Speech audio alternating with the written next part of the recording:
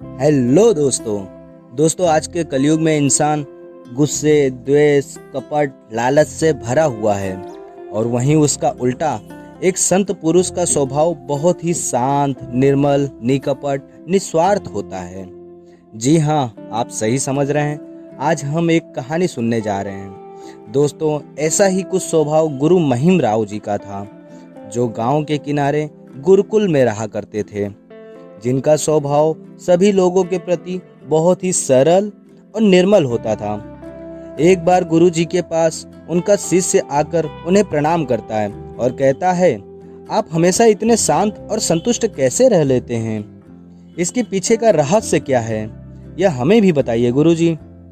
गुरुजी ने प्रेम से मुस्कुराते हुए कहा, बस मुझे इस चीज का रहस्य तो नहीं पता, परंतु मुझे आपका एक रहस्य जरूर पता है। शिष्य कहने लगा, वो क्या है गुरुजी? जरा आप हमें बताइए।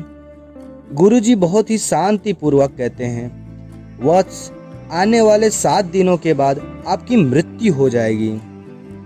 यह सुन शिष्य घबरा गया और सदमे में चला गया।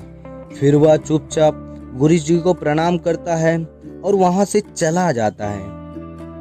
अब यहाँ शिष्य बहुत टेंशन लेता है, परेशान होता है, फिर डिप्रेशन में आ जाता है। जब बहुत सोचते सोचते वह अंतिम में एक चरण में पहुंचता है और वह सोचता है कि आने वाले 7 दिनों बाद जब मेरी मृत्यु ही होनी है, तो क्यों ना यह 7 दिन मैं खुशी से जी लूं। अब से शिष्य अपने घर वालों से, अपने रिश्तेदारों से और सभी से बड़े ही प्रेम से बात करता है। किसी से कोई भूल हो जाती तो वह उन्हें मुस्कुराते हुए माफ कर देता।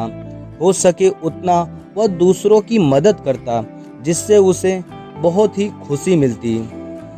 हो सके वह उतने नए लोगों से मिलता और उनसे बातें करता, जिससे उसे यह एहसास होता कि वह अब तक कितनी सारी भूलें कर चुका है। वह हो सके उतना दूसरों की मदद करता, जिससे उसे बहुत ही खुशी मिलती थी। वह तो उन लोगों से भी मिलता था जिनसे उसे कभी गिले शिकवे हुआ करते थे और उनसे माफ़ी मांगता था। इसी तरह सभी से मिलते जुलते प्रेम भाव से उस शिष्य के 7 दिन कब खत्म हो गए और वह अंतिम दिन आ गया, उसे पता भी नहीं चला। फिर वह अंतिम दिन गुरुजी से मिलने गया और वहां पहुंचकर उसने गुरुजी को प्रणाम किया। मुस्कुराकर गुरुजी आशीर्वाद देते हुए कहते हैं, शिष्य कैसे हो? आपके ये अंतिम 7 दिन कैसे थे? शिष्य हाथ जोड़ कहता है, गुरुजी, आप तो सब कुछ जानते ही हो, फिर भी मेरे ये 7 दिन बहुत ही खुशनुमा और यादगार थे। तभी गुरुजी संदेश देते हुए कहते हैं, वत्स, मुझे पता है कि मेरी मृत्यु कभी भी हो सकती है, तो मैं अपने जीवन के इन अनमोल पलों को किसी पे क्रोध, ईर्ष्या, जलन करते हुए क्यों व्यर्थ करूं? तब शिष्य को समझ आता है कि गुरुजी ने मुझे इस सुंदर स्वभाव के ज्ञान के लिए ही मृत्यु का भय दिखाया था। इस तरह दोस्तों, हमें इस कहानी से सीख मिलती है कि हमें अपने जीवन को यूं ही दूसरों पे गुस्सा करते हुए, नाराजगी से नहीं, बल्कि इन सभी चीज़ों को पीछे छोड़ते हुए शांति, प्रेम भाव से व्यतीत करना चाहिए।